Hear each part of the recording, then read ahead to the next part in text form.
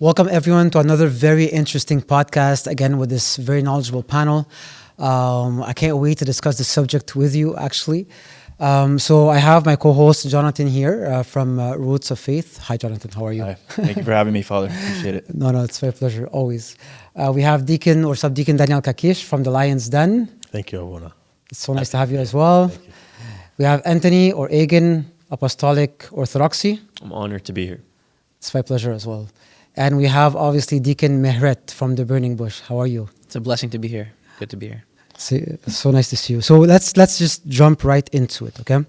So our brothers from the Catholic Church, whom we love very much, they have this thing called the Papacy, right? And often this is based on Matthew 16, Christ calling Peter the rock, right? And also on John 21, Christ telling him, feed my sheep, right? So as Oriental Orthodox, how do we understand those two chapters? I would like to begin by handing it off to my brothers. How is Matthew 16 read out loud in the Syriac church? What is the original language Christ would have been speaking? Because we know he says Simon Bar Jonah in Matthew 16:18. Mm-hmm. Bar is not a Greek word, so how would Christ have said this verse in his native tongue? So obviously, Jesus is speaking in our language, Aramaic, to St. Peter, who's also speaking Aramaic. The apostles spoke Aramaic. It was their first language. And Jesus tells him, you are kepa or kifo. And upon this kepa / kifo, I will build my church. So he uses the same word both times, and he changes his name to it. So the Greek has the difference, Petros Petra. The Aramaic does not. It's the same word both times. And in Ge'ez? It's the same. It says you are kwuk, which is the word that we use for rock. And then it says wadibazati kwuk, and upon this kwuk, I'll build my church. So it's the exact same word. So the verse in English is, you are Peter, on this rock I will build my church. The gates of Hades will not prevail, and I'll give you the keys of the kingdom of heaven. Whatever you bind on earth will be bound in heaven. Whatever you loose on earth will be loosed in heaven. So in what Christ would have said, literally, is the same word twice. It's incorrect to make that Greek distinction. So there is some sense, we can all agree, even with our Catholic brothers, Peter is the rock on which the church is to be built. Now, brothers, how are we supposed to interpret this in light of an Oriental Orthodox perspective? So we would say that it's an all of the above. And what I mean by that is we know that Christ is referred to as the rock in the scriptures. And this is as early as the Old Testament. In the Psalms, there's the Messianic Psalm, which is mentioned and quoted in the New Testament multiple times about how the stone which the builders rejected has become the cornerstone, right? This idea that Christ is the rock, and not just the rock, but the cornerstone, meaning that rock which is foundational for the building, and then all the other rocks are laid down, starting or emanating from that rock. In Zechariah chapter 3, verse 9, it speaks about how in front of Joshua will be laid this rock or this stone, which has 7 eyes. And we know that 7 eyes are a reference to the 7 spirits of God that are enumerated in Isaiah. I mean, in Revelation, this is very much spelled out, the Lamb with 7 eyes. So we know it's Christ, right? Christ is the one, the anointed one who possesses the 7 eyes, the 7 spirits. So Christ is referred to as the rock. In 1 Corinthians, the same thing. St. Paul talks about how there was the rock that fed the Israelites when they were baptized into the desert, and that rock was Christ. He literally says that. He's drawing on a Second Temple tradition of how the rock which poured forth water for the Israelites actually followed them around. So he says that the rock that followed them around was Christ, and Christ now is the rock for the church, and he feeds us the spiritual water, which is his word, which is the Eucharist. It's all the above. And now, when we say that, that's not mutually exclusive from our designation of Peter as rock. And the reason why is because, for instance, Hebrews calls Christ the high priest. In the same time, Revelation, in chapter 20, refers to the saved as priests and rulers of God. So does that mean that there is a tension between Christ as priest and the apostles, for instance, as priests? No. They gain their priesthood from Christ, the high priest. Okay. And so in the same way, Christ is the rock. Because Christ is the rock, Peter now is rock because he is in Christ, right? So he is the rock upon the true rock of Christ. his confession of Christ as being the Son of God is also the rock, because this is the confession by which we're saved. St. Paul says that it is by the Spirit when we confess that Christ is Lord that we're saved. So it is everything. We don't pick one and say it's this and not that. Maybe my brothers can. Yeah, I agree. We don't separate Peter's confession from his person. They are inseparable, so that even when he did deny Christ, therefore it was separated from him until he repented and it was restored. We do recognize him as, the head of the apostles, this type of language, prince of the apostles, chief of the apostles. You see that in a lot of the Syriac literature. Absolutely.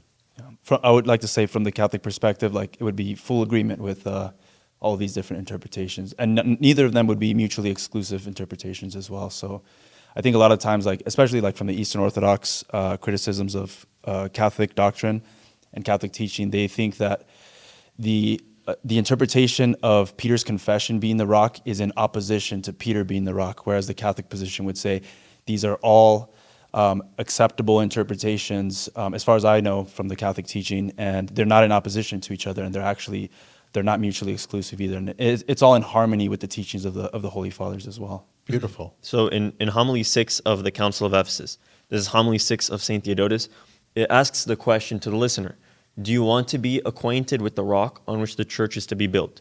So this is the question that this homily aims to address. And it answers that the rock on which the church is built is the bishop's listening. It says, "O you rocks of the church." And then it says, we are erected on this rock, erected on the foundation of the apostles. This is from Ephesians 2. Because Ephesians 2, it says Christ is the cornerstone, but we are built on the apostles. Yeah. It also identifies the thing which you are confessing as the rock. Hence, by extension, the confession is the rock. So what we do find, and I have this kind of categorical distinction to explain the different senses. Christ is archetypically the rock. Absolutely, first and foremost. If somebody asks me a simple question, give me one word, who is the rock on which the church is built? I'm going to say Christ. That is the patristic answer. But further on, the apostles are derivatively the rock. Yes. Origen says, the church was not built particularly on Peter alone, but on all the apostles. St. Jerome, in Against Jovianus, says, but you say the church is built upon Peter, although elsewhere the same is attributed to all the apostles, all bear the keys of the kingdom of heaven, and the strength of the church depends upon them all equally. Any uniquely Petrine interpretation we reject is foreign to the Eastern tradition, even foreign to the early Western fathers. For example, St. Ambrose of Milan, in his Sacrament on the Incarnation, he says the church was not built on the human person of Peter. And Augustine takes this further and says about Peter being the rock, that it's just like Christian is from Christ, that Peter is from the true rock. And thus, Peter, because he's giving the confession for all of the other apostles, he gets the name change. So the apostles are derivatively the rock. Peter is proto-derivatively the rock because he's confessing for all of them. He is giving the mind that is already present with the apostles. And we know this why. When Jesus is calling the apostles, what does Nathanael say? He says, you are Christ, the Son of God. So this is something already on the apostles' mind. Peter is confessing it. Because what happened? Christ asks, who do you say that I am? And this is the moment where he declares how the church will be built. However, in Nathanael's case, Nathanael says, how do you know me? Which is a difference. It's in the reverse. So Peter is confessing what belongs to all of the apostles. And because of that, he gets the name change. And name changes always signify something important. But specifically, Tertullian says, why did Christ want to change his name to Peter? And Tertullian's answer is pretty much because this was a name already for Christ. And it would be fitting that he changes a name which already belongs to himself. So in Oriental Orthodoxy, Christ is archetypically absolutely the rock. All of the apostles are the rock. Jerome says this. Origen says this. Pretty much everyone says this in the early church. And Peter is given that name change because he's confessing for them. He is representing them. The unity of the church is represented in one man, because what is unity if not oneness? So Peter, he prefigures. He has this primacy of prefiguration. Whatever is said to Peter, St. Augustine has said is said to all. It's not one man alone who receives this honor to be the foundation of the church, but all of them. Sorry, can I ask a question? So I hope I'm not jumping the gun, but since we're talking about Matthew 16:18, and you're bringing up the archetypal connection there, what is the Oriental Orthodox perspective on Isaiah 22:22 as a typological continuity of Matthew 16:18? In the first 500 years, not a single person inferred Isaiah 22 is applicable to Peter. No one. The only thing that comes close is Theodoret of Cyrus, commentary on Isaiah, tome 2, where he says Isaiah 22 represents our matters. It says our matters are prefigured because in Matthew 16 it says whatever you bind on earth will be bound in heaven, whatever you loose on earth will be loose in heaven. In Revelation chapter 3, verse 7, Christ is the one who has the keys of Eliakim, who opens and no one shuts. So the Eliakim typology, according to St. Jerome in his commentary on Isaiah, and according to St. Cyril, is applicable to Christ. Cyril says, what is the house of Christ's Father? So the one who has the key of Eliakim, specifically Christ, there is no Petrine interpretation in the first 500 years, and I politely challenge anyone to prove me otherwise. Can we still consider Peter as being the chief of the apostles? Yes, absolutely. So How so? Yeah. we do consider him chief, we do consider him head, and St. Jerome gives the reason. St. Jerome says deference is paid to age. And this is in the same passage I mentioned before where he says equally the church is built upon them all equally. He continues, yet one among them is chosen to be head so that there's no schisma, there's no dissension. And in letter 146 of St. Jerome, he basically applies this to the form of monoepiscopacy, the idea that there's one bishop in each church. For St. Jerome, that's a type of apostolic development that's prefigured in Peter. And the specific example he gives is in Alexandria, how there's an archbishop, he's the head of his metropolis, and there's bishops under him. And even in apostolic canons, the apostolic canon says when one is a head, he cannot do anything by himself. He's equal with the rest. And that's my implicit kind of interpretation of this. But it specifically says when one is a head for you, he cannot do anything on his own. And we see this being worked out, for instance, in Acts 2, right? When they receive the Holy Spirit, Peter gives the sermon. He gives the sermon because he's the mouthpiece of the apostles. He's the convener, right, of this apostolic sermon. But when the 3,000 are added to the church, we don't say that it was Peter that added them. The apostles added them. So he speaks on behalf of the apostles, but it's ascribed to the apostles being the one that are doing the work of adding them to the church. So as chief, he can convene. He's a mouthpiece. He's the first among his brothers, right? He functions as an elder brother. And so in that sense, he has a primacy. Does he have any kind of limited jurisdiction? For example, if we look at Acts 15? Yes. Yeah, so Hezekiah of Jerusalem talks about Acts 15, and he says this about James the apostle. The first of the first, the head of the summits. And then he says, Peter narrated, James legislated. St. John Chrysostom in his homily on Acts, he says, the one who spoke in authority spoke more milder, whereas Peter spoke more harsher as someone who's in the lesser authority. So the one who has this authority power in Acts 15, according to the church fathers, yes, according to the church fathers, it's actually James. Yeah. And there's a very cool Old Testament connection to this. In the Old Testament, there was another council in Jerusalem under David, where all the elders gather in regards to the building of the church. So some people try to make the argument, in the council, it says David rose up. Acts 15 has the same thing. Peter rose up. In the council, David said, God chose me. Peter says, God chose my mouth. So people try to say, see, Peter is occupying this new role of David. He's the new king. But however, David in the Septuagint says, Akusete moi adelphoi. Listen to me, brothers. And the only one who says that is James. He says the same three Greek words, and then he says, I judge that we should not trouble these. So the leadership role in Acts 15 is certainly unequivocally James. And this, by the way, can also be found by the fact that he's the one that speaks last. And in the ancient world, and to this day, this kind of parliamentary decorum is held, that the person that speaks last is the person that convened the council, right? Which is why we get that colloquial saying, the last say, who gets last say, or who gets the final say.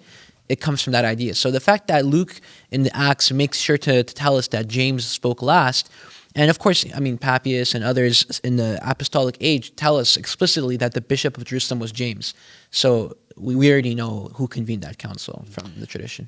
I think it's still, until now, whenever they're, like in, for example, in the Orthodox churches, I don't know if this is true for Roman Catholic, when there is a synod or a place where there are multiple bishops and the patriarch with them, the patriarch is the last one who enters. The bishops enter before him. So that place being at the end, the last one, Right. It continues. Yeah. Let's shift to John chapter 21, because that was the question Abuna gave us. How do we understand when Christ told Peter, feed my sheep 3 times? What do you guys think?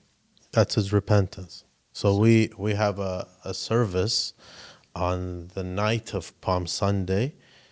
It's called Nahire. It means the lights. where it's like a combination of two rites that are happening for the 10 virgins and then for Saint Peter who lost his keys. So the curtain is closed. It's a very ancient rite. The curtain for the altar is closed because Saint Peter lost his keys when he denied Christ. And it only opens again when he repents, God forgives him, and then the curtain opens. So according to the patristic consent, and I've seen this everywhere, what happens in John 21 is not a conferring on of any new authority. Specifically, they say it's a restoration to the common apostolate, the common apostolic, prerogatives. Basically, Peter denied Christ 3 times. So Christ asked Peter 3 times, do you love me? And that's when he said, feed my sheep, tend my sheep. Cyril says in his Thesaurus, the same commission that Peter heard, he gives in 1 Peter. The same commission, not a lesser one, the same one. Because in 1 Peter chapter 5, what does he do? He says, I as a co-presbyter, it's one Greek word, I as a co-presbyter exhort you to tend and feed the sheep, be shepherds to your flock. So this same apostolic authority is not conferred onto Peter in a unique way. In we would view it in Oriental Orthodox in John 21, he's being restored to something. And he's not given something new. So John 21 we explicitly see as a repentance, and this is also where we begin to see what the fathers view as a primacy of prefiguration. What is said to Peter is said to all. St. Augustine, I know about 8 places where he talks about John 21, he says this is about us. St. John Chrysostom says, not only do priests hear this, in what John 21 says, not only do priests hear this, all of us who have any type of flock. St. Basil in his monastic rules, which some people try to kind of dispute its authenticity, but it's still very early. It says what Peter received is an equal authority with all the other apostles in John 21. So in the West and in the East, you have universal agreement. John 21 is a repentance, being restored to what he had, which everyone else has. And whatever Peter hears, we should imagine ourselves there. And anyone with any apostolic authority, anyone who has any episcopacy, is hearing the same. Peter has this primacy of prefiguring, being the person of the church. Peter receives this in the person of the church, but not in his human person. One thing to add here, the idea of feeding sheep, right? The analogy of the sheep is a shepherd. Mm-hmm. When you go to Acts chapter 20, and they're giving this speech to the presbyters at Ephesus, right? The Ephesian elders, he calls them, Paul, shepherds. They're shepherds of God. So they are all tasked with the feeding of the sheep. And this kind of goes back to the idea of Matthew 16, right? Where we're talking about the keys to the kingdom of heaven. What does it mean to have the keys, to be able to open a door, to close it or to shut it? It means this ability to be able to cause for a person to enter or cause for a person to not enter the kingdom of heaven. So when you go to Matthew 23, and Christ is talking about the Pharisees, right? He starts the chapter by saying, the scribes and the Pharisees, they sit in the seat of Moses, therefore listen to what they tell you to do. And he then goes on to rebuke them, and he says that you shut up the kingdom of heaven to men. So they have this ability to be able to shut up the kingdom of heaven, like they have keys, they can open or close a door. And then he will go on, and Christ will say in that same speech, because it's multiple chapters, right? He says that the kingdom of heaven will be taken from them and given to a nation producing fruits. So now when we go to Matthew 16, we're trying to understand, what do the keys mean? The keys means this ability to be able to stop a person or to allow a person to enter the kingdom of heaven. Now, how does a person enter the kingdom of heaven? It's through the forgiveness of sins. So now we have to ask, is Peter the only person that can forgive sins? Well, in Matthew 18, right, when Christ is speaking to, we would say the apostles, because either you say it's the apostles or you say it's everyone. If it's everyone, you're Protestant. If it's just the apostles, then that means that all of them had this ability to be able to forgive sins. The same thing goes with John 20. He breathed on the apostles and said, whatsoever sins you remit are remitted, whatsoever sins you bind are bound, right? You retain are retained. So this idea of the keys, we have to understand what that is. So I want to point out, to be charitable, the Catholics, when they come to Matthew 18, where Christ is now telling everyone you can bind and loose, there's no mention of keys, but Matthew 16 has a mention of keys. Okay. So some Catholic commentators will say they're binding and loosing with Peter's keys. The first time someone kind of makes this argument that they only do it with the permission of Peter is in Pope Leo, in his Sermon 4, where he says, Peter received these things in his own person. He transmits them of his own free choice to whoever he wants, whoever's in communion with the Bishop of Rome. They have this authority. I would like to mention, unanimously, I know I keep mentioning patristic consent. Unanimously, for the early church, they specifically say It was not given to Peter in his own person alone. There's only one instance where someone says Peter alone received the keys. It's in Optatus of Miletus against Adonitus. And what he's basically saying there, Augustine explains, he received it alone in the person of the church, not in his own person. When I've made that distinction already with the rock and with other things, but specifically on the keys, this is verbatim said in the Fathers. They all received the keys. Origen explicitly as well says, was Peter then alone given the keys and not James or John? Certainly all had what Peter had. And Gaudentius of Brescia is another good example. He says, we received the keys as Peter? Nay, rather we received the keys with Peter. The Council of Toledo in the year 400, Bishop Dictinius says, you bishops, to you have been entrusted the keys of the kingdom of heaven. Use them on me, because he's in trial. St. Ambrose says what is said to Peter, specifically about this chapter, what is said to Peter is said to all. So unanimously, Matthew 18's binding and loosing power is the one of Matthew 16. They're not distinct. That silence of keys in Matthew 18 is not a silence of trying to, emphasize Peter's specific role, but it's because everyone already understands the keys is the binding and loosing. So if you read, for example, the Catechism of the Catholic Church, they'll say, sure, binding and loosing was given to the Apostolic College, but the keys, which is the supreme authority of the Bishop of Rome, was given to Peter alone. That distinction doesn't exist. We don't find it in the early church. Want to say something? Yeah, so Father had mentioned limited jurisdiction as part of the question. How would the Oriental Orthodox interpret, like, for example, Pope St. Clement of Rome when he interferes in the matters of, the church in Corinth? Yes. So 1 Corinthians is commonly used. People say, John's in Ephesus. That's closer to the Corinthians, so why is the Bishop of Rome writing? Clement says, because you guys asked me to write, I'm writing. So this was an appeal, first and foremost. And most ironically, in the 2nd century, of an individual named Dionysius of Corinth. He's a Corinthian. He's writing to the Bishop of Rome. He says, we always read the epistle Clement sent us, by your admonition we may draw like wisdom. The next sentence that Eusebius preserves, Dionysius says about himself, as the brethren desired me to write, so I wrote.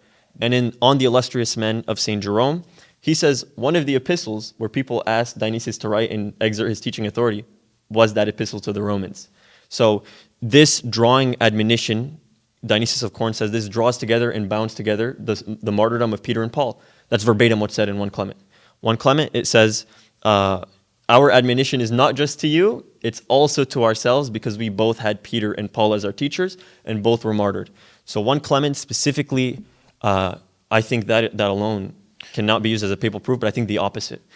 Specifically in 1 Clement, he says, do not submit to us, submit to the will of God. And then the next sentence, he says, submit to your presbyters. So the one time you find the word submit to Rome in the early church, specifically in this 1st century, he's telling you don't do it. So I think this is the opposite. So I think too, if I remember correctly, the administrative lines of the Roman provinces of that time, Corinth was actually under the administration of the city of Rome anyway. So was it under the jurisdiction, you would say, or Administrative, like the province. Yeah. Okay. So the average listener today might wonder, why are we talking about all this? So can we summarize in 30 seconds, 1 minute max, what is it that our brothers, the Catholics, believe today when it comes to the papacy, before we actually go through the history of how they got there, in our perspective at least? Yeah. Deacon? I think I would say the issue that's at play here is this idea of what we call papal supremacy, which is that the Bishop of Rome is, to use the words of Stephen of Rome, a bishop of bishops, right? Which is you have the bishops and then a step above them ruling over them, and with an immediate jurisdiction over the entire world, meaning without a mediator. He has the ability to directly intervene in whatever matters he believes he must throughout the entire world. That this is the power of the Pope of Rome, right? And especially in the modern day, this also includes that in certain matters of faith and morals, that he has the ability to speak from the chair of Peter, ex cathedra, in an infallible matter, such that no council can judge him, right? No one can judge the Pope. So this is the idea of supremacy. And we as Oriental Orthodox would dispute this claim and would say that he has a primacy of honor, but he does not have supremacy. And I want to add too, we started this off by talking about Peter's authority, Peter's place in the church, but we did that because of what Roman Catholic ecclesiology has invested in that claim. But as far as we're concerned, Peter is the founder of our sees also and first. So we don't believe that the Petrine claim is exclusive to Rome. Yeah, so on that point, St. John Chrysostom, in his inscription on the Acts, he says, we lost the body of Peter, but in having the faith of Peter, we have Peter himself. So we still have that person of Peter. Chrysostom is where? Chrysostom is in Constantinople, am I wrong? But when he's saying this, he means Antioch. Yes. Because he's talking. He was to a the- presbyter. Yes, there. he's talking about the Bishop of Antioch in this context, and he says, "In having the faith of Peter, we have Peter himself." So we find this Petrine succession in his first see still remains. This is still Peter's see. He's talking about Antioch, right? Yeah. I mean, I think maybe we should clarify. Maybe if you could talk about the subdeacon about these three particular sees or cities that have a unique connection to the Apostle Saint Peter. Sure. So this, he's I think addressing Flavian of Antioch the first. Yes. And then you see it also. Basil of Caesarea is writing to Saint Athanasius about Saint Meletius of Antioch, and he says very big stuff about He the says- see of Antioch being He pictured. says he's the head. He says if you're not in communion, you're a disjointed member. He's a man of unimpeachable faith. He stands at the head, so to say, of the whole body of the church. Imagine if Rome had somebody writing like this. We can't hear the end of it. So Saint Peter, he went to Antioch first, established the church there, and then he went to Rome. And this is we all agree, by the way, this isn't a matter of dispute between the churches today. He went to Rome, established a church in Rome, and when I say him, Paul obviously is the architect. Like Peter is the foundation, Paul is the architect of both Antioch and Rome. And then Peter gives ordination to Mark and sends him to Alexandria. So all three of these are Petrine sees. You find this in Roman Catholic tradition and Oriental Orthodox tradition. We all keep this history. I'd like to point out, going back to 1 Clement, this is kind of related. One part in the epistle of Clement to the Corinthians, near the end of it, is how he mentions a story from the Old Testament, and he wants to tie it in the New Testament. He says, Moses foreknew there would be strife concerning the episcopacy, the priesthood. What was the solution that Clement gives? Oh, they would all get their staff. One was selected from the 12, that was Aaron. If Clement was teaching what we understand as the papacy, where there's one see elevated over all to end the episcopacy, what would he have said in the next paragraph? What do you guys think? Let's just assume for a second. What do you think he would have said?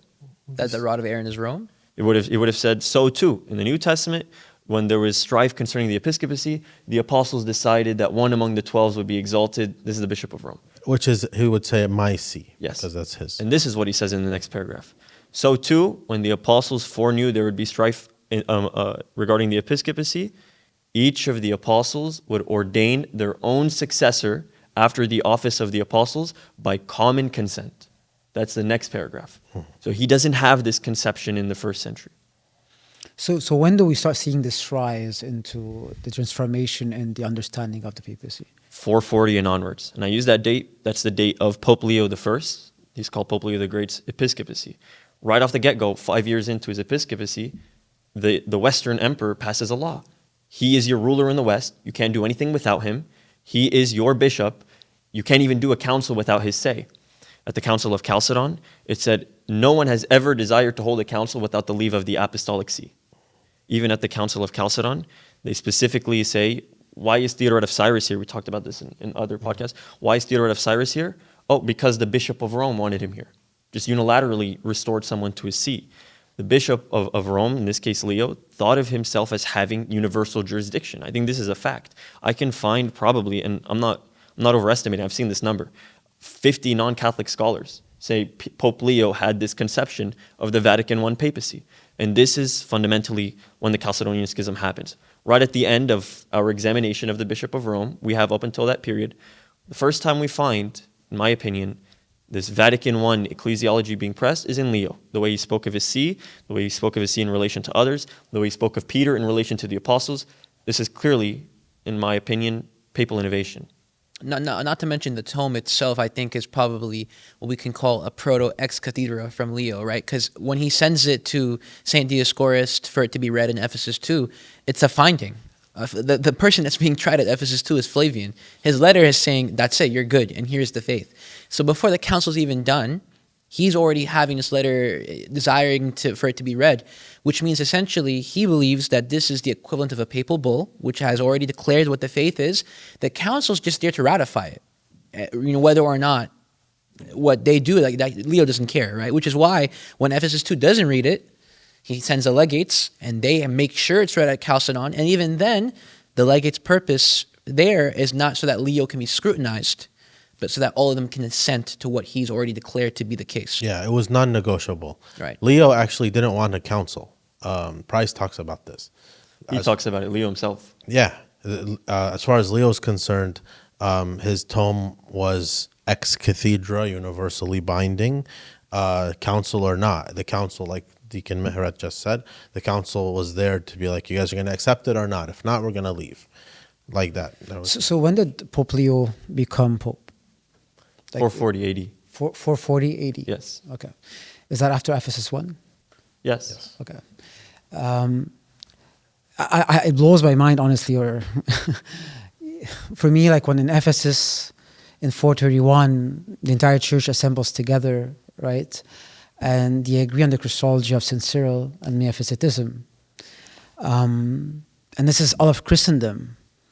And then a couple of decades later, almost, right, Pope Leo of Rome, he writes this Tome of Leo that provides a completely different understanding of Christology. I mean, how does that work? Like when it comes, I mean, I find that, like, I agree with you that it seems like there's something going on in terms of the papacy itself, because to me, at least, growing up, you always understood this, that an ecumenical council is the highest authority in the church. So is he considering himself higher than the council? I'll tell you this, that there's no coincidence the Christological controversy led into what we find Leo doing with the papacy. In my opinion, the papacy is a Christological matter. Because when is the foundation, the rock itself? When was that? Who do men say that I am? Interesting. Yeah. I, the Son of Man, am, specifically. This visible human form, who do you think that is? And it wasn't until he said, you are the Son of God. And St. Theodotus makes this argument at Ephesus, that Matthew 16, the confession of faith that he's making, there's one who is undivisible into two. What Pope Leo had, and this is what scholars comment on, he had like a forensic view, where there's one person, and there's the vicar of Christ, and then there's Christ, and this one, and there's the visible head and the invisible head. We find that, in my opinion, as a Christological issue. This ecclesial matter represents a Christological issue, where now you want to say the Son of Man is man, and the Son of God is the God, and there's two of those. You can't have that. That's why you have the Christological controversy unfolding into a papal one.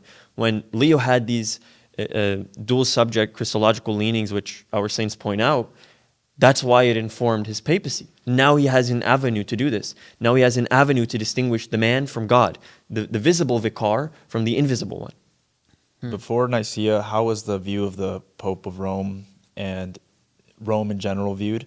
Like, maybe talk a little bit about like St. Ignatius of Antioch's mentioning of Rome and St. Irenaeus. Yes, very good. St. Ignatius, in his epistle to the Romans, he says, the church which presides over love presides in the region of the Romans. He gives those really nice honorifics to it. And near the end specifically, this is a very interesting part, because he's about to die. This is why he's writing his epistle. He's about to be martyred.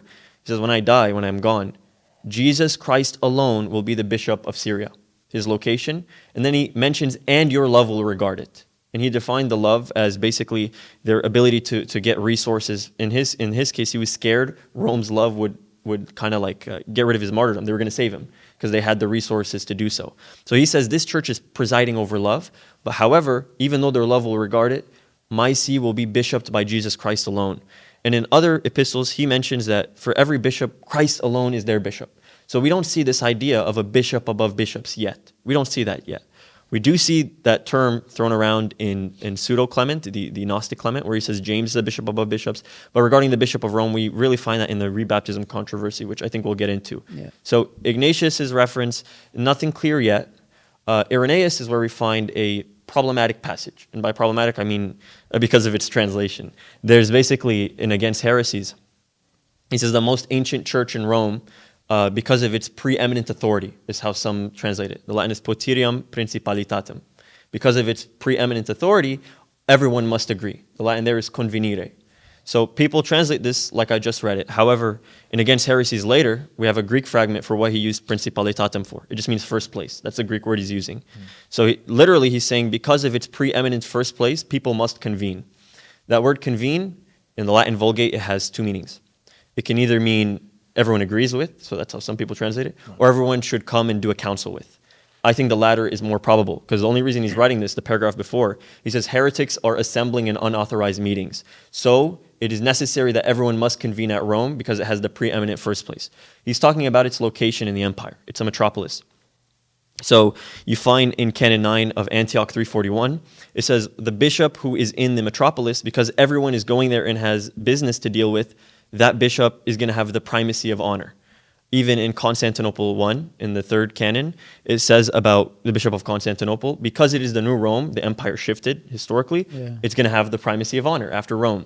So this is an imperial issue. We even find this in the first inscription. The first Christian inscription is the inscription of Avaricius, where he's told to go to Rome. He's supposed to assemble there, convene there pretty much, to see royalty, so the empire, and people wearing a shining mark, their faith. And that's why Irenaeus, in that same passage, he says, the faith is preserved in Rome by all who are everywhere. So now Rome, because it's the metropolis, it's the center of the empire, people come there. And how I know for sure Irenaeus is not using the word for agree is because a paragraph later, he says Polycarp went to Rome. And when he writes to the Bishop of Rome himself, he says when Polycarp went to Rome, he disagreed with the Bishop of Rome. So Irenaeus believes Rome is the center of the empire. You ought to convene there. It has a primacy because it's a metropolis, but you should not reinterpret it as authority. You should not reinterpret it as all must agree. Even the Catholic Catechism deletes that last part, which normally would say authority. It just says because of its preeminence. Because we know in Against Heresies, principalitatem, the Greek fragment just means primacy, first place. Would you use the term first among equals, like the Eastern Orthodox do? Certainly. We would apply that to Peter, we'd apply that to Rome, because of its importance for Christianity. And I'd also like to mention other things the Bishop of Rome would do. Dionysius of Corinth mentions that they always send supplies as a father does to its children. It's a metaphor. It's not as concrete that he's the father of all Christians yet. Right. As a father does to his children. Dionysius of Alexandria says Stephen did the same with Syria. He would send supplies out of his love. So we find Rome as an important see. We find it as where the empire is. All Christians go there. If you were a heretic and you wanted to spread your heresy, you would do it at Rome. Marcion went to Rome. His teacher was at Rome. Sabellius went to Rome. Literally any heretic ever went to Rome to propagate their teaching. Okay. So you mentioned the baptism controversy. Can you elaborate on that, unpack it for us, and how does it relate to the Bishop of Rome? Yeah. So the rebaptism controversy is something that starts in the 3rd century. It's essentially between Cyprian of Carthage. He's following his predecessor, Agrippinus, who's a saint. He had a council before Cyprian declaring anyone received from outside has to be baptized, right? We're not going to receive them in any weird way. They have to be baptized, everyone. So Cyprian holds 3 councils confirming this. In the third one, basically, before I mention that, the Bishop of Rome thought, specifically Cyprian cites him, for anyone coming from anywhere, they can be received in any manner.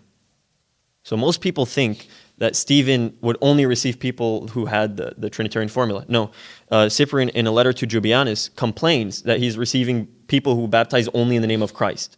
So Cyprian believed Stephen was in error. Stephen believed Cyprian was in error. Who sided with Cyprian would be Dionysius of Alexandria.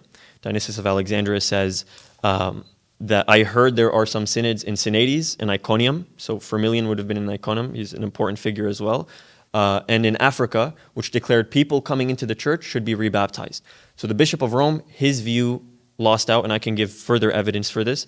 But essentially, in the 3rd rebaptism council, because of Stephen's complaining, he says there is not a bishop above bishops. No bishop can no more be judged than he himself can be judged, nor can anyone make his colleagues subject to obedience to anyone. So there's no bishop above bishops.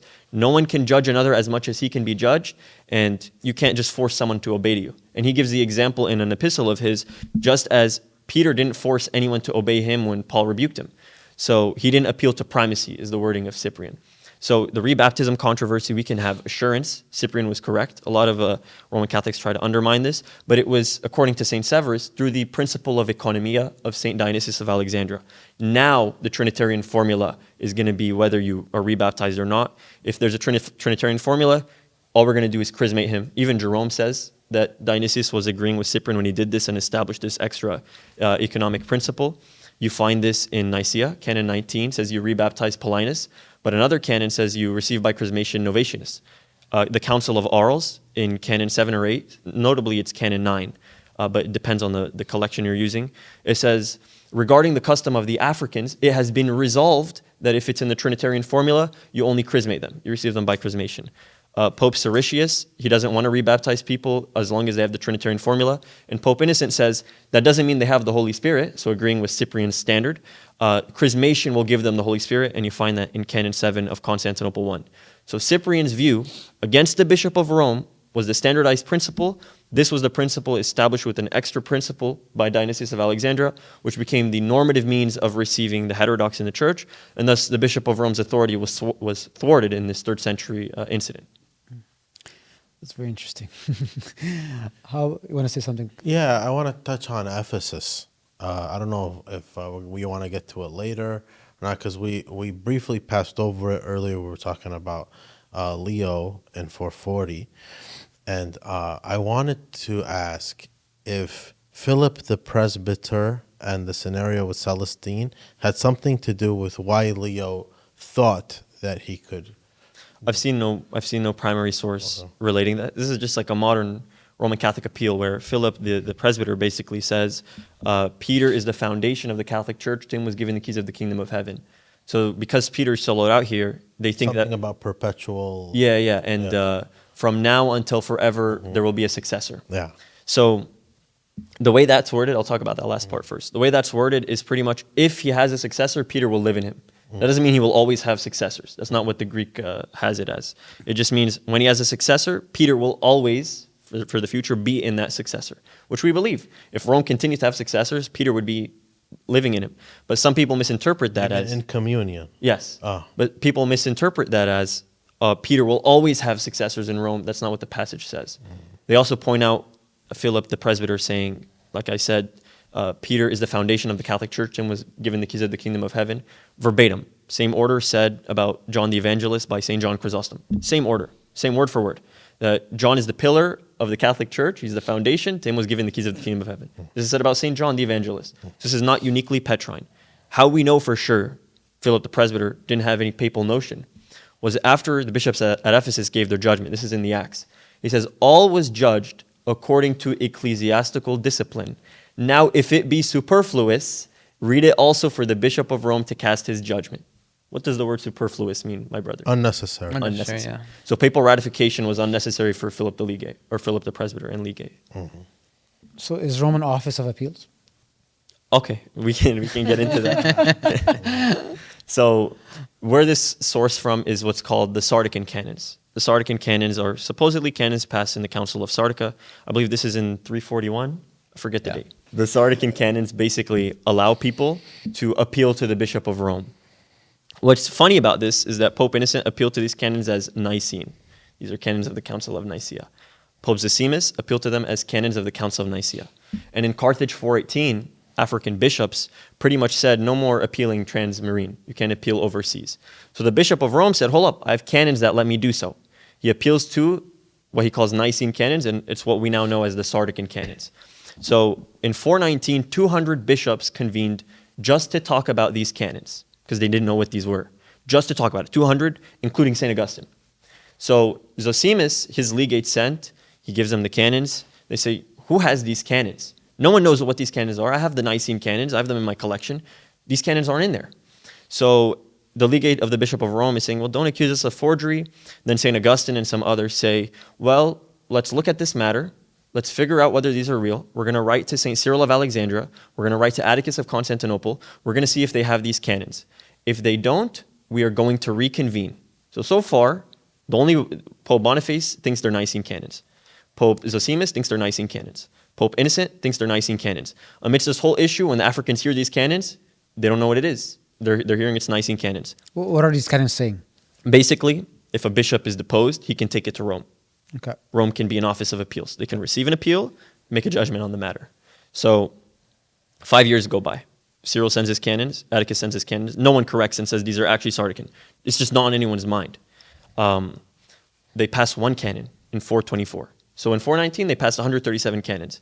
In 424, they reconvened as promised to pass one canon, saying Rome is not allowed to receive appeals anymore. You can't do it. There's no canon which allows it. We have never been deprived of this authority. They even say if we allow this to happen, we are contradicting Nicaea, because Nicaea forces everyone to belong to their own metropolitans. So they didn't think Rome had universal jurisdiction, let alone what's called appellate jurisdiction, the ability to receive appeals. This is 424? Yes, 424. That's coincidentally Dadisho's synod, Yes. which says the same thing. Yes. That's so crazy. now Leo comes into the picture. He ignores everything, cites them as Nicene. You'd think 3 Roman bishops were involved. St. Cyril of Alexandria, a doctor of the church. St. Augustine, a doctor of the church.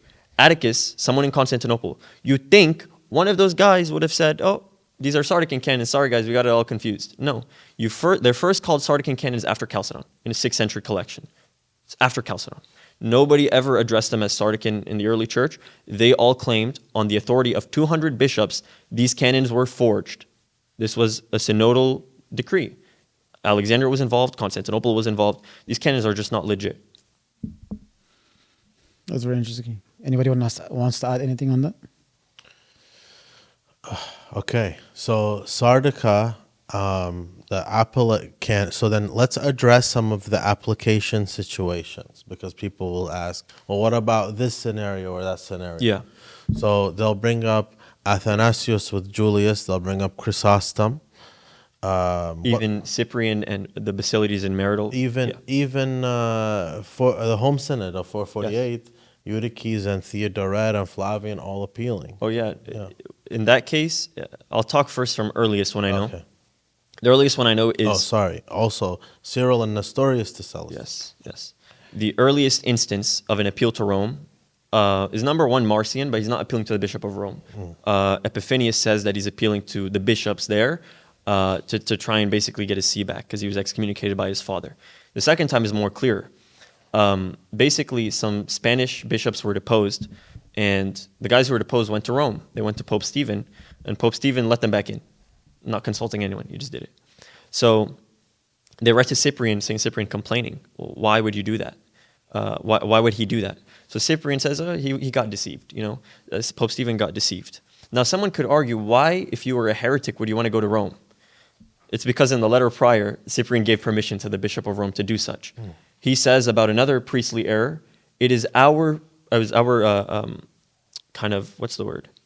responsibility in order to care for the entire flock wherever we may be. And we have to take part, especially if issues of priesthood arise.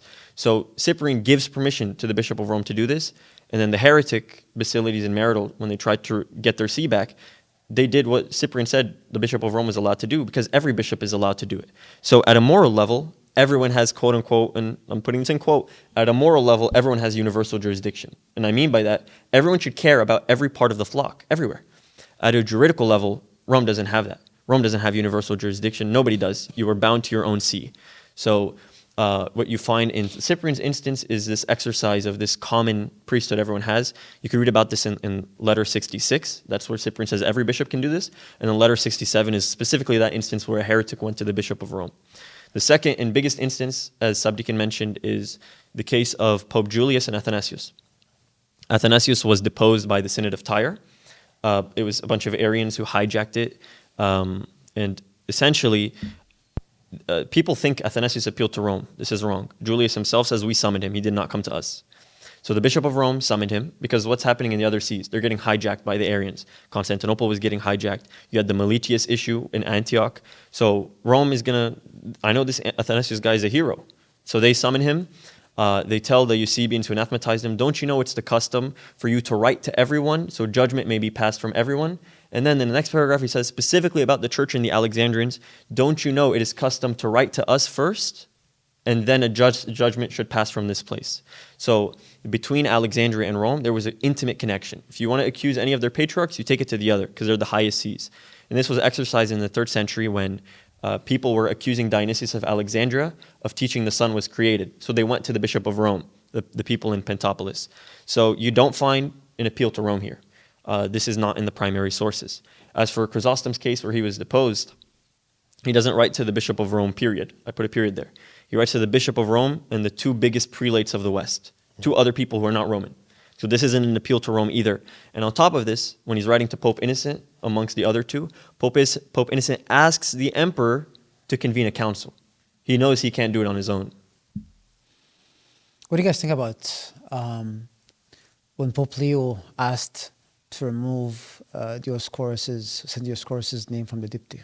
Like, I mean, does that relate to that papacy issue at all? Or Tell us about the first thing Leo wrote to Dioscorus. He wrote to him about when and when not to ordain priests. This is upon Dioscorus' elevation to the papacy of Alexandria, which had, as far as we know, had never been done, where a patriarch writes to another patriarch, micromanaging him like this. Yeah.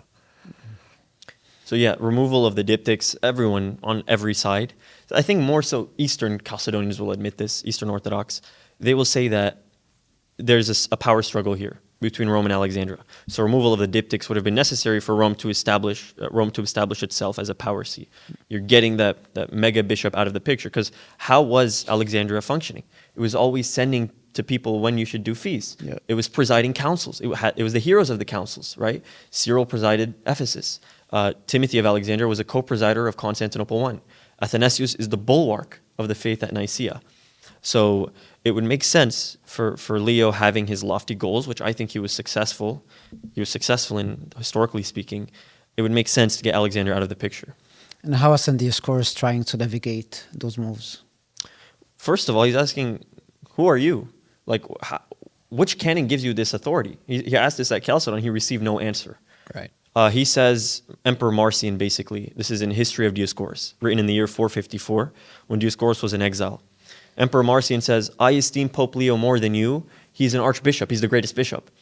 So Dioscorus says, and forgive me if this sounds polemical, I'm just citing it as it is. Dioscorus says, Satan was the first of the angels. And he was the first of the angels, and he had glory. But when he fell from grace, what ended up happening to him? He was removed from this glory. So Dioscorus is still giving that type of primacy that belongs to that see. It's an important see in Christian history. It produced wondrous saints.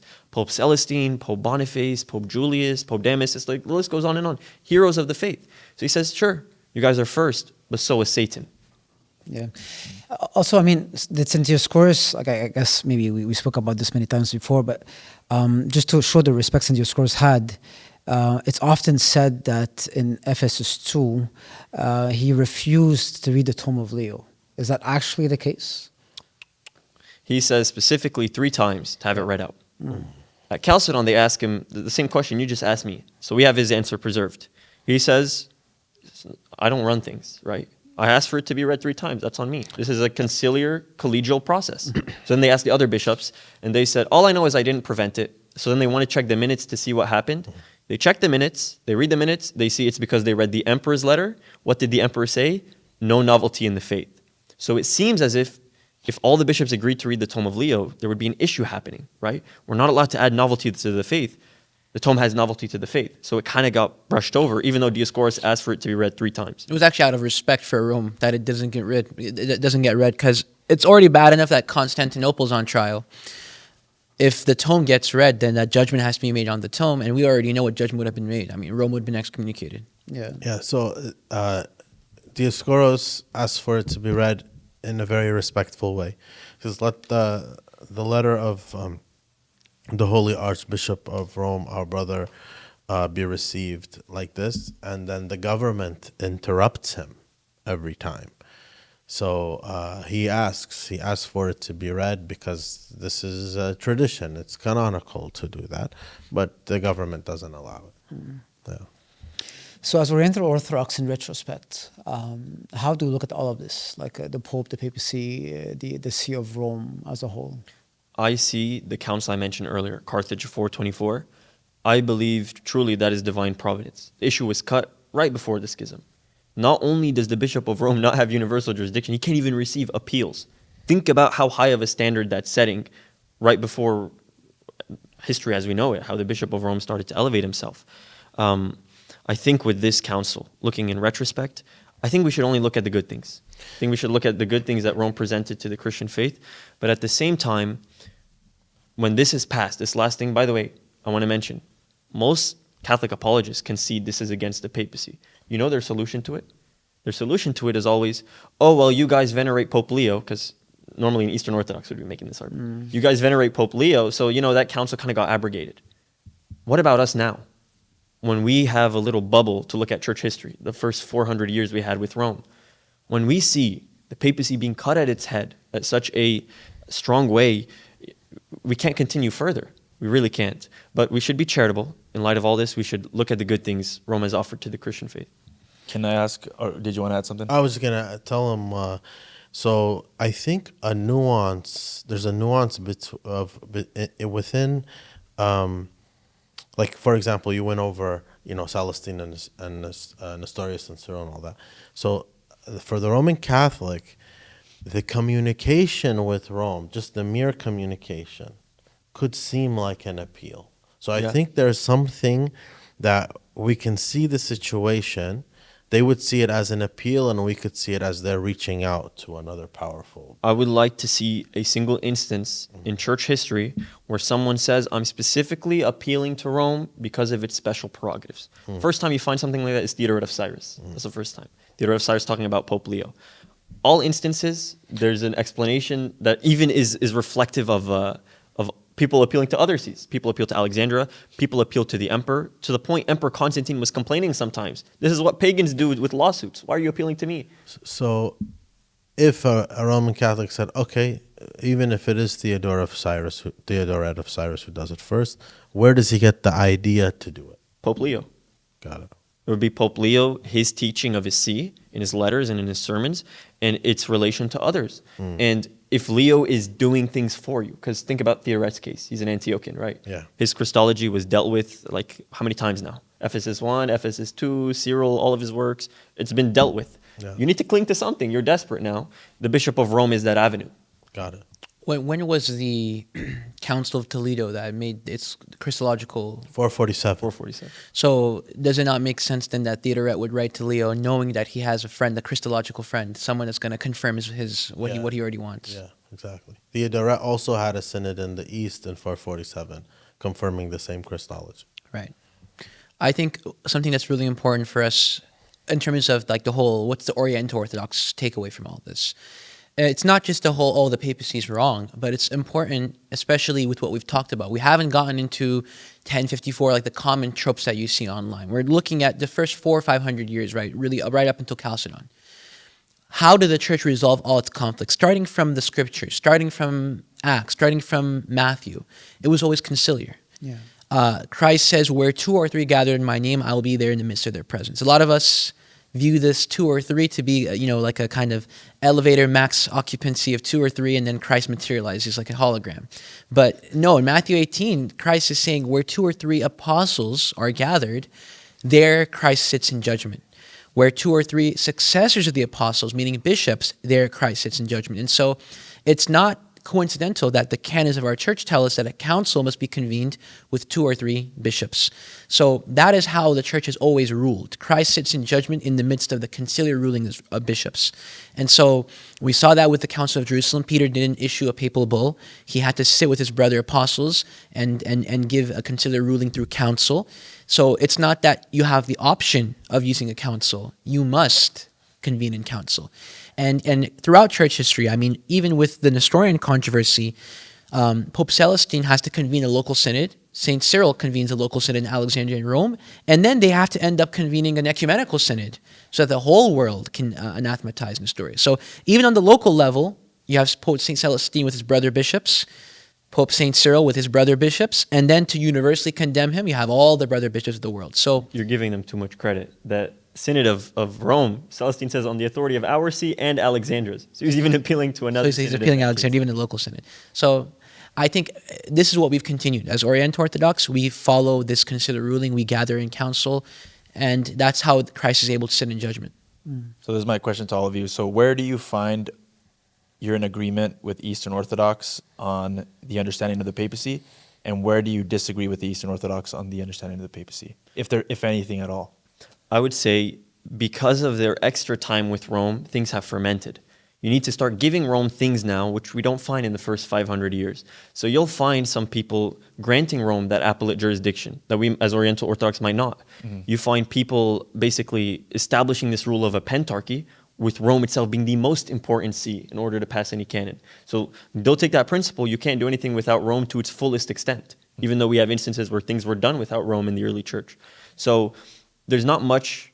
Well, there's not much we disagree on, but there's also some minor things that are pretty important in their nuance.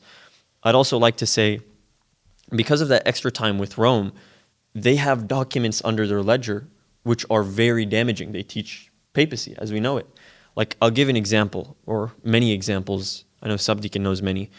Anytime there's something kind of refuting the papacy on the Eastern Orthodox side, there's a totally opposite interpretation, and vice versa. Anything there's something proving the papacy after Chalcedon, the Eastern Orthodox will have an opposite understanding. For example, Canon 28 of Chalcedon. Canon 28, most people agree, is a pretty anti-papal canon, but then the Roman Catholic will say, why did Leo reject it? So you have two opposing views. The formula of Hormistus. This is clearly papal when you read it. But then the Eastern bishops say, oh, we're accepting it according to our interpretation, right? So that extra time with Rome gives them a different outlook, and they're subject to documents and proofs which we are not subject to. Something we would agree with Rome and disagree with the Eastern Orthodox regarding this would be Peter himself and the verse that we went over, Matthew 16:18, Peter's place among the apostles. I think Eastern Orthodox would hold to the whole Petros thing, and they would... Some will. I've seen more people are starting to... I mean, I've seen some apologists say pretty much what you guys said. Oh, okay. Yeah. Okay. Yeah. But I do see some try to go into the Greek, and I don't know. I don't know how I feel about that. Yeah. I would just echo what Egan said about in terms of with the Eastern Orthodox. I mean, we agree in the idea of the conciliar way the church moves, but I would say that it's kind of harder as a Byzantine, as part of the Eastern Orthodox, to really say that that's really how the church moved in your history. And again, I think if people have the chance to see the conversation that we had in terms of Chalcedonian history in the 100 or 200 years after, when you see the way Rome moved and the kind of precedents that Leo sets for other bishops like Hormistus, like Agapitus, and all these other Roman bishops, and the kind of hold that they had over Constantinople, it's very, very easy, in my opinion, to see a Roman Catholic take that and see that that's proof for the papacy, right? And ultimately, there's a lot of things I think that led to the schism between Constantinople and Rome. But one of them, if we have to be honest, was this issue of each one wanting to have the top dog position, right? And so there's a lot of political stuff that goes into that as well. Whereas I think it's much more clean cut, and you really can get rid of all this political layer when you go to the Oriental Orthodox side, where there really isn't any wiggle room whatsoever. It's much more clean cut. So it's not that we're saying that Eastern Orthodox believe in papal supremacy, but it's much, much harder to disprove the papal supremacy as a Chalcedonian.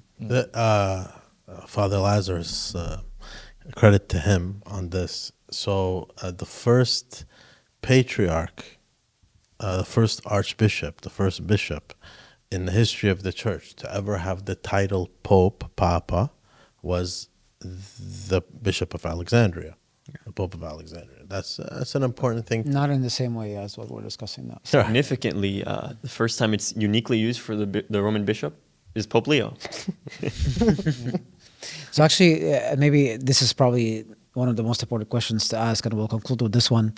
Do we need the office of papacy as it's understood today by our Catholic brothers to attain unity in the church? I like that question having the word need.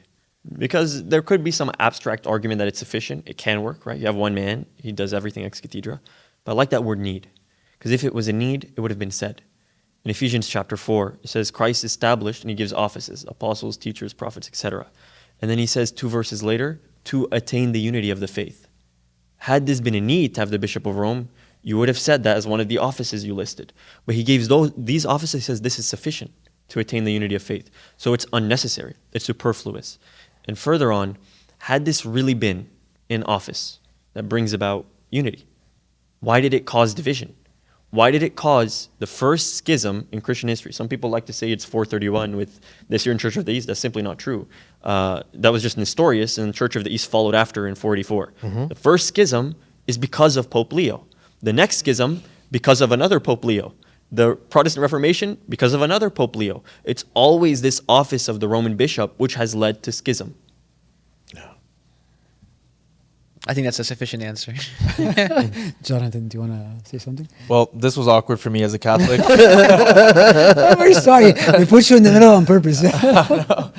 Well, I mean, I really don't have anything to say. It was a great pleasure to listen to your guys' perspectives coming from an Oriental Orthodox. There's so much to learn from me personally. Like so much to unpack, so much history. I don't know how you even remember all this stuff. Like it's truly impressive.